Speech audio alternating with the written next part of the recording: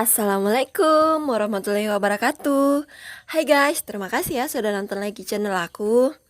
Kali ini saya akan bahas materi SKB Administrator Kesehatan, yaitu mengenai proses manajemen part 2 tentang identifikasi masalah. Sebelum kita mulai videonya, bagi teman-teman jangan lupa subscribe dulu channel aku agar aku tambah semangat buat video-video selanjutnya.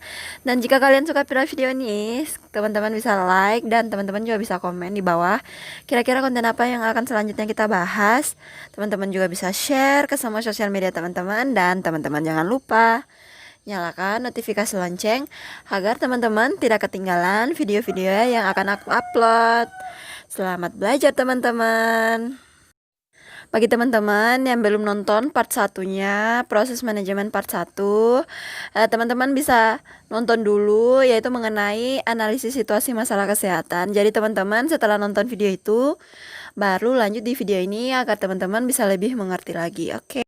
Definisi dari identifikasi masalah. Identifikasi masalah di sini maksudnya adalah menggabungkan data primer dan data sekunder dan melakukan analisis perbandingan dan analisis tren masalah kesehatan. Kemudian membuat list daftar masalah apa saja yang terjadi di masyarakat. Misalnya seperti ini, dari data yang telah kita peroleh, misalnya di desa X, dari desa tersebut diperoleh data bahwa dari 100 responden yang telah kita data itu, ternyata yang memiliki jamban sehat itu 70% dan yang tidak sehat itu sekitar 30%. Adapun manfaat dari identifikasi masalah ini adalah untuk memperoleh informasi tentang faktor-faktor apa saja yang mempengaruhi kejadian suatu masalah dari berbagai aspek, yaitu dari aspek lingkungan, aspek perilaku, aspek pelayanan kesehatan, dan aspek kependudukan. Dalam identifikasi masalah pada video ini, saya menggunakan pendekatan Bloom. Menurut konsep Bloom, dijelaskan bahwa masalah atau derajat kesehatan seseorang ditentukan oleh 4 faktor penentu utama, yaitu lingkungan dan sanitarian, kedua yaitu perilaku, ketiga pelayanan kesehatan, dan yang keempat itu adalah genetik. Jadi, untuk lebih jelasnya, mari kita bahas satu persatu. A. Lingkungan dan sanitarian. Aspek lingkungan adalah faktor yang memiliki pengaruh yang paling besar terhadap derajat kesehatan. Secara spesifik, aspek lingkungan yang berhubungan dengan kesehatan dapat dikategorikan dalam aspek lingkungan fisik, biologis, dan lingkungan sosial.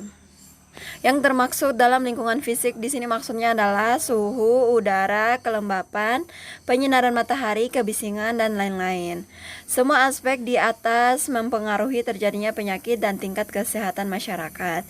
Indikator yang digunakan sangat bervariasi tergantung dari jenis data yang dipergunakan. Setelah lingkungan fisik, yang kedua adalah lingkungan biologis. Komponen yang termaksud dalam lingkungan biologis adalah sanitasi, kuman penyakit, faktor binatang ternak, dan lain-lain. Ada berbagai jenis indikator yang dapat digunakan dalam menganalisis lingkungan biologis, seperti akses terhadap air bersih, jumlah jamban, tempat pembuangan sampah, keberadaan faktor penyakit, dan lain-lainnya. Yang ketiga yaitu lingkungan sosial ekonomi. Informasi mengenai keadaan sosial ekonomi masyarakat juga sangat bermanfaat dalam menganalisis faktor lingkungan yang berperan terhadap derajat kesehatan. Tingkat ekonomi masyarakat juga dapat menjadi indikator dari kemampuan masyarakat untuk memanfaatkan pelayanan kesehatan. B. Perilaku. Perilaku kesehatan yang mempengaruhi derajat kesehatan juga sangat diperlukan dalam analisis penyebab masalah. Yang dimaksud dengan analisis perilaku kesehatan adalah konsep sehat sakit dan juga kepercayaan tentang kesehatan yang ada di masyarakat. C. Pelayanan kesehatan. Analisis terhadap pelayanan kesehatan merupakan analisis untuk melihat adanya kesenjangan upaya kesehatan yang sedang berjalan. Kesenjangan tersebut dapat terjadi pada input, proses, dan output. Analisis ini umumnya meliputi aspek ketenagaan, pembiayaan, dan peran serta masyarakat dalam upaya kesehatan. Input dalam upaya kesehatan adalah tenaga, dana, sarana, kebijaksanaan, teknologi, dan lain-lain. Analisis proses mencakup kegiatan untuk mencapai kapasitas cakupan pelayanan kesehatan. Analisis output mencakup sejauh mana tingkat pencapaian program dan hasil yang telah dicapai dari pelaksanaan suatu program, apakah sesuai dengan target atau tidak. D. Genetik. Dalam praktek sering diganti dengan faktor kependudukan.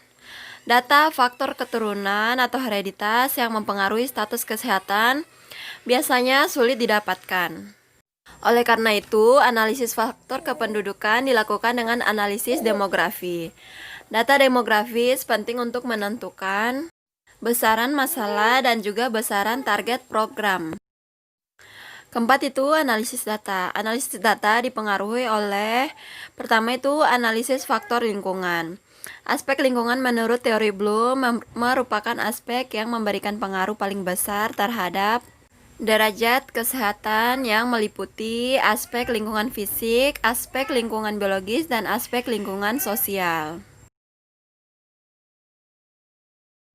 Contoh analisis datanya yaitu jumlah keluarga yang memiliki sarana jaga yang memenuhi syarat di Kecamatan X adalah 55% dan sarana pembuangan air limbah yang memenuhi syarat di Kecamatan X adalah 60,54%.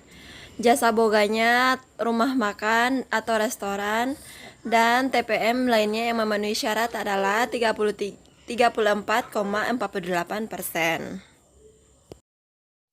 Untuk analisis lingkungan biologis, kualitas bakteriologis air bersih dan air minum yang memenuhi syarat kesehatan adalah 58,78%. Analisis lingkungan sosial, misalnya sistem rujukan berjalan kurang efisien, penerapan hukum atau perundang-undangan kesehatan yang belum maksimal. Setelah kita membahas tentang analisis faktor lingkungan, kemudian yang kedua yaitu adalah analisis faktor kependudukan. Analisis faktor kependudukan pada dasarnya merupakan analisis demografi yang mencakup jumlah, komposisi, struktur kependudukan, pertumbuhan, mobilitas, dan persebaran penduduk.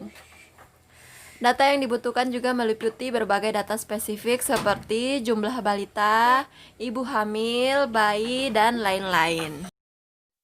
Contoh dari data kependudukan misalnya seperti angka kematian ibu, yaitu 4 dari 1000 penduduk. Angka kematian balita misalnya 1 dari 1000 kelahiran. Insiden diare untuk 0-5 tahun itu 15 per 1000 penduduk. Kepadatan hunian yaitu 6 jiwa per rumah.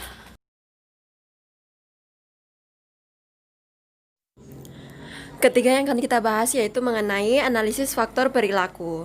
Analisis faktor perilaku merupakan analisis terhadap konsep sehat sakit yang berkembang di masyarakat. Bagaimana perilaku hidup sehat dalam masyarakat serta kebiasaan-kebiasaan yang berkembang di masyarakat. Contohnya yaitu seperti kesadaran penduduk yang menggunakan sarana air bersih adalah 73,4%. Yang keempat yaitu analisis program dan upaya kesehatan atau pelayanan kesehatan. Analisis program dan upaya kesehatan dapat dilakukan dengan pendekatan sistem yang meliputi input, proses, dan output. Contohnya seperti rasio dokter per PKM yaitu 1:1,3.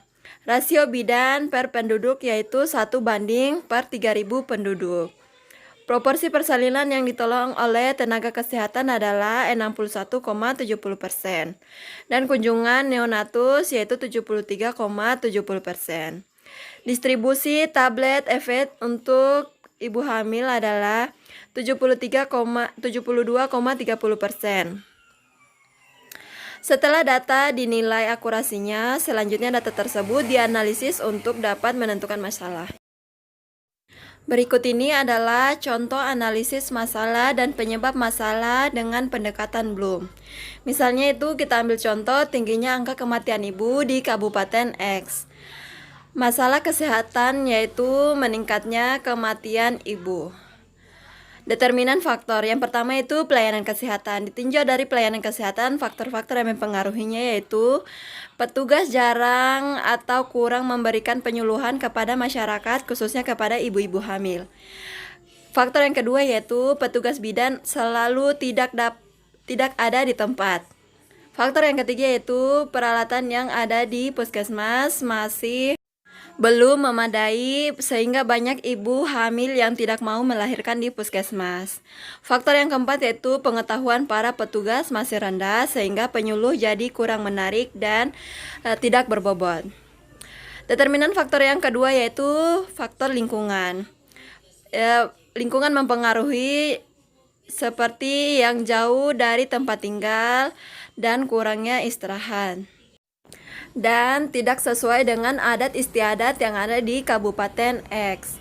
Faktor determinan yang ketiga yaitu perilaku. Faktor-faktornya yaitu ibu hamil tidak boleh keluar dari rumah. Kemudian faktor yang kedua yaitu perlakuan yang tidak enak dari petugas kesehatan. Yang ketiga yaitu tenaga bidan tidak ada di puskesmas. Sedangkan faktor determinan yang keempat yaitu kependudukan, misalnya seperti adanya dukungan dari tokoh-tokoh masyarakat maupun masyarakat setempat. Kedua yaitu kurang adanya motivasi dan dukungan dari keluarga, khususnya suami sebagai kepala keluarga. Faktor kependudukan yang berikutnya adalah keturunan atau kebiasaan. Karena sudah turun-temurun persalinan dilakukan oleh dukun, dan yang kedua yaitu adat istiadat yang bertentangan dengan kesehatan dan sudah turun-menurun. Sekian dulu video dari saya. Terima kasih bagi teman-teman yang sudah nonton sampai akhir. Semoga video ini bisa bermanfaat untuk kita semua. Bagi teman-teman jangan lupa subscribe dulu channel aku agar aku tambah semangat buat video-video selanjutnya. Dan jika kalian suka pada video ini, teman-teman bisa like. Terima kasih sudah nonton. Bye.